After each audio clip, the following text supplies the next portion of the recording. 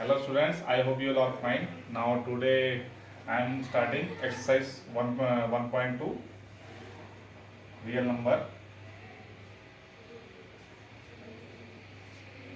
chapter first.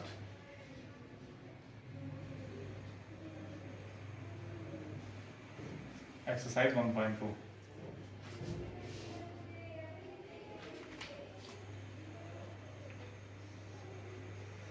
इसका हम question करेंगे 5. Question number 5.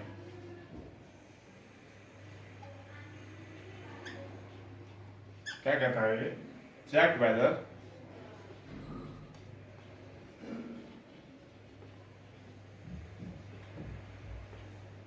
Six to power n can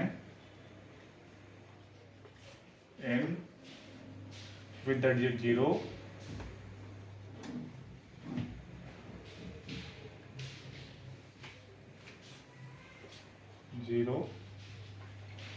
for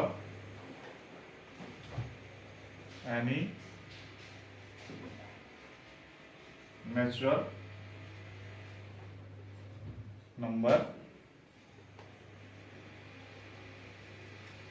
n. मतलब क्या है? Check whether 6n can ends with digit 0 for any natural number. इसका मतलब क्या है? नेचुरल नंबर क्या होते हैं? पहले हमारे नेचुरल नंबर होते हैं n equals to 1 2 3 4 5 6 so on. तो हमने नेचुरल नंबर से हमारे ये होते हैं. अब ये क्या कह रहा है? 6 की पावर n है. 6 की पावर अगर हम 1 लगाते हैं तो कितना मिलेगा हमें? 6 की पावर हम 2 लगाएंगे, कितना मिलेगा हमें? 36. मतलब क्या आएगा? 6 इंटू 6 इज इक्वल टू 36. अब ऐसे हमने 6 की पावर क्यूब लगाई, कितना मिलेगा हमें? 6 into 6 into 6 is equal to 216. ऐसे 6 की पावर 4 लगाई हमने, 6 into 6 into 6 into 6 is equal to कितना मिलेगा हमें? 1296. ऐसी 100 हम चलते जाएंगे, लेकिन हमें क्या मिल रहा है? लास्ट में एंड पे डिजिट 0 नहीं मिल रही है. This not equal to 0. यहाँ पे हमें 0 मिलनी चाहिए. ये इसका मतलब यही कहना चाह रहा है, अगर हम 6 की पावर n लगाते जाएं तो हमें लास्ट में डिजिट 0 मिलनी चाहिए. तो लेकिन हम नेचुरल नंबर लगा रहे हैं तो हमें डिजिट नहीं 0 नहीं मिल रही है. अब इसी चीज़ को हमें प्रूव करना है कि 6 की पावर अगर हम n लगाते हैं, कुछ भी लगाते हैं, तो वो लास्ट में 0 पे एंड नहीं करता है, डिजिट 0 एंड पे नहीं करता है. तो सही हम स्टार्ट करते हैं हम लोग.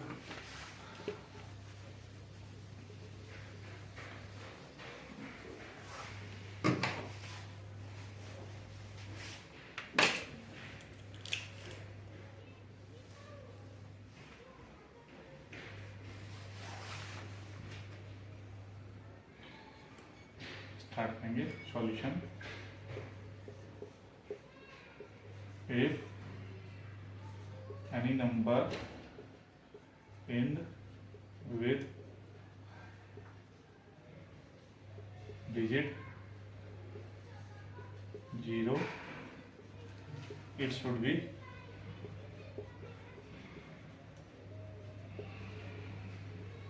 divisible by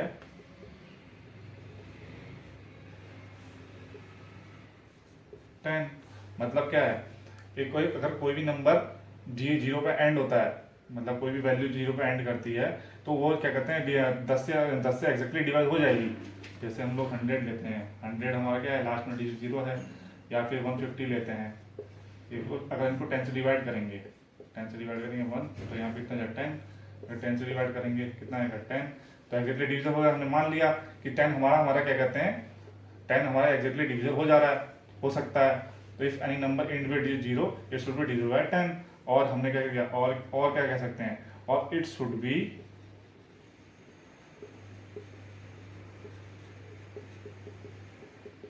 divisible by 2 and 5. मतलब अगर कोई भी डिजिट 0 पे एंड करती है, जैसे हमारा 100 है, तो 2 से डिवाइड करेंगे, एक्चुअली डिवाइड होता है 2 5 और 10. अगर 100 लेंगे, यहाँ पर डिजिट क्या है? 0. यहाँ पर डिजिट क्या है? 0. यहाँ 5 लेंगे, 5 को जा 10. डिजिट क्या है, मतलब एग्जैक्टली डिवाइड हो जा रहा है, तो इसका मतलब क्या हुआ, तो ये हमारे हमने ये मान लिया कि हमारे 2 से ही हो सकते हैं, 5 से ही हो सकते हैं, इसीलिए हमने क्या कहते हैं the prime factor of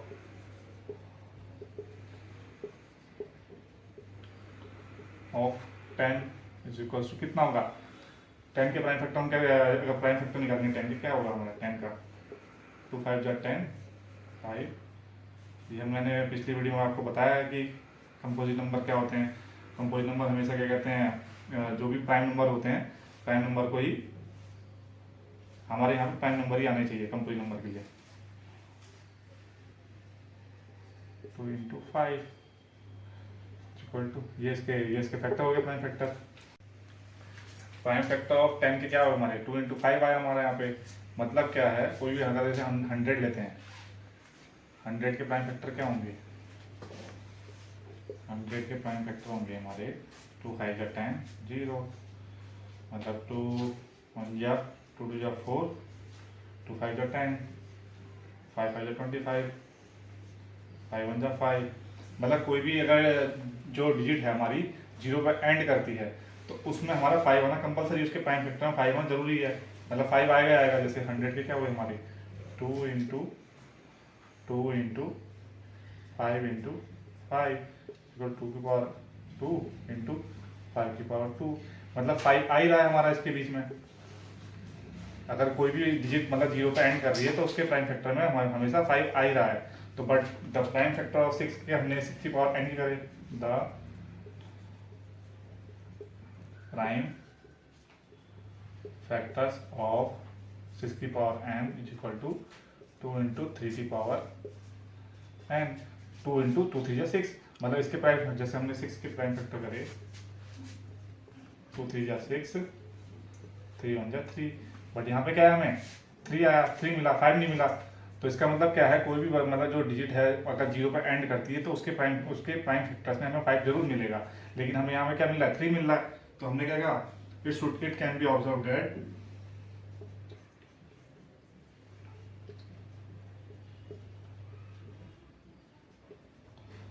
5 is not in the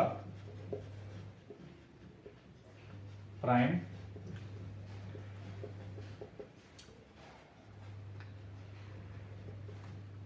factorization of 6 की पावर n। तो हमें मिला नहीं, यहाँ पे 3 मिल रहा है, तो क्या मिला, hence for any value of n, for any value of n 6n will not be divisible by 5, hence so 6 to power n can end with digit 0, मतलब कैन नॉट आएगा ना एंड विद J0। तो ये हमारा proof हो गया, मतलब 6 की पावर अगर हम n लगाते हैं तो हमें 0 नहीं मिल रहा है। तो यही था इस क्वेश्चन पे। हम नेक्स्ट क्वेश्चन करेंगे हम तो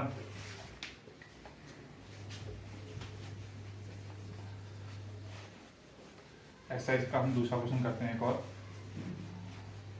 क्वेश्चन नंबर है हमारा 6।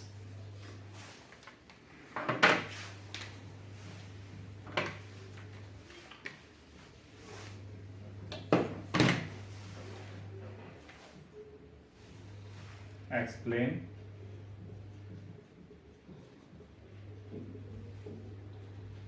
why 7 into 11 into 13 plus 13 and 7 into 6 into 5 into 4 into 3 into 2 into 1 plus 5 are UNPOSI composite number. ये हमें प्रूव करना है कि ये कंपोजिट नंबर क्यों है। Explain why this are composite number. ये हम प्रूव करना है कंपोजिट नंबर क्यों है। अब देखते हैं सॉल्यूशन पे। कंपोजिट नंबर देखने से पहले कंपोजिट नंबर क्या था, मैंने पिछली वीडियो में बताया कंपोजिट नंबर के बारे में। Composite number are the number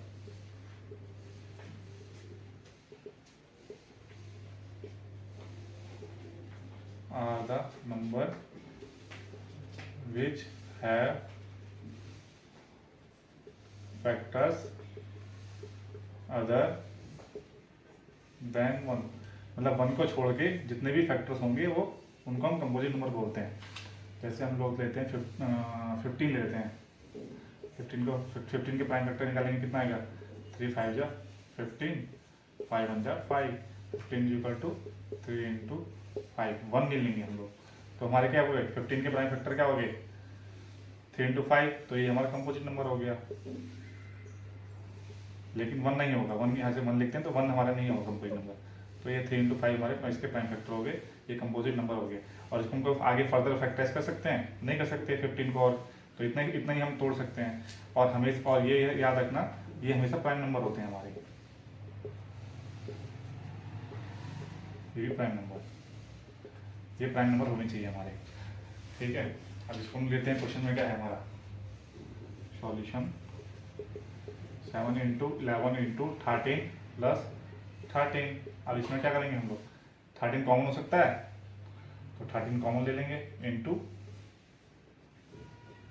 7 into 11 into 1 plus यहाँ पे कितना हो जाएगा 1, ठीक है। अब कितना आएगा 13 इंटू 7, इसको मल्टीप्लाई करेंगे दोनों तीनों को, कितना आएगा 77 प्लस 1 कितना आएगा 13 इंटू 78। अब इसके अगर हम प्राइम फैक्टर निकालेंगे 13 के, टूट सकता है 13 इंटू 31 किसी के टेबल में आता नहीं है।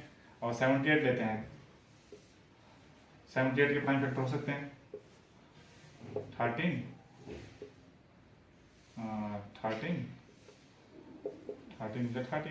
तो कितना आएगा हमारा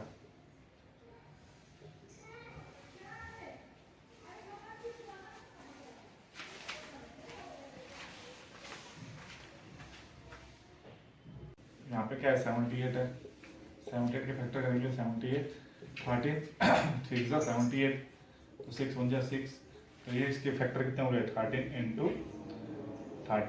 इंटू 6। अब इसको हम आगे फर्दर फैक्टराइज कर नहीं सकते हैं, it can not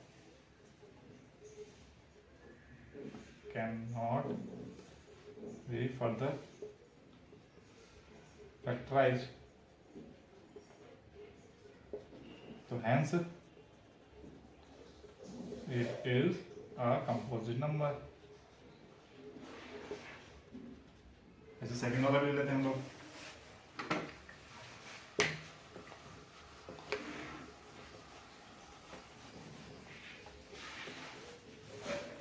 second number में क्या कह रहा है हमारा 7 solution into 6 into 5 into 4 into 3 into 2 into 1 plus 5। तो इसको क्या लिख सकते हैं हम लोग 5 कॉमन आ जाएगा इसमें, 5 कॉमन ले लेंगे, 7 इंटू 6 इंटू 5 इंटू 4 इंटू 3, 5 हट जाएगा, 5 1 आ जाएगा, 5 कॉमन ले लिया हमने, 3 into 2 into 1 plus 1 equal to 5 into. अब इसकी मल्टीप्लाई करेंगे तो कितना मिलेगा उसको हमें, अगर हम इसको मल्टीप्लाई करेंगे तो इसमें आएगा हमारा 1008 प्लस यहाँ कितना बचेगा 1, इसको मल्टीप्लाई करेंगे पूरे का, ये मिल गया हमें। तो इतना आएगा 5 इंटू 1009। अब ये क्या है हमारा, आगे फर्दर फैक्टराइज नहीं हो सकता हमारा, क्योंकि 5 अलग से हो गया हमारा, 5 किसी के टेबल में नहीं आएगा और 1009 किसी टेबल में नहीं आएगा, तो they it can not be factorise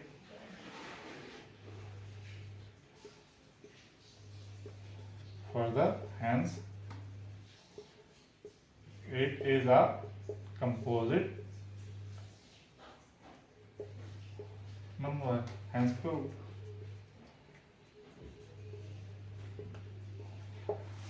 Now okay, thank you। अगर आपको इससे रिलेटेड अगर कुछ परेशानी होती तो आप मुझे कमेंट करके बता सकते हैं, मैं आपको इसी तरह से हेल्प कराते रहूँगा। Thank you.